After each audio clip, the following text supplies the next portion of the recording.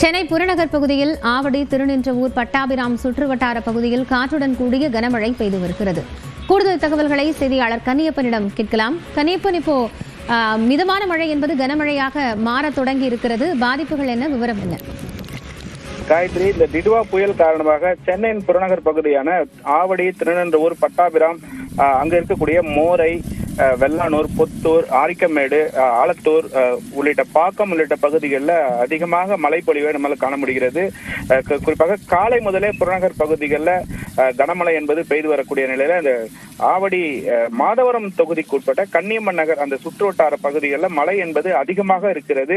சூறை காற்றோடு கனமழை என்பது தொடர்ந்து ஒரு 4 மணி நேரத்திற்கும் மேலாக அந்த மழை பெய்து வரக்கூடிய அந்த காட்சிகளை நம்மால் காண முடிகிறது. இந்த பகுதிகளில் பொதுமக்கள் வீடுகளிலேயே முடங்கி இருக்கிறாங்க. வேலைக்கு செல்வோர் இவங்களாம் கடும் அவதிக்கு ஆளாக. ஏன்னா இந்த பகுதியில் வசிக்கக்கூடியவர்கள்லாம் தினக்கூலிகள், இங்கிருந்து ஆவடி மற்றும் அம்பத்தூர் பகுதிக்கு செல்லக்கூடியவர்கள்.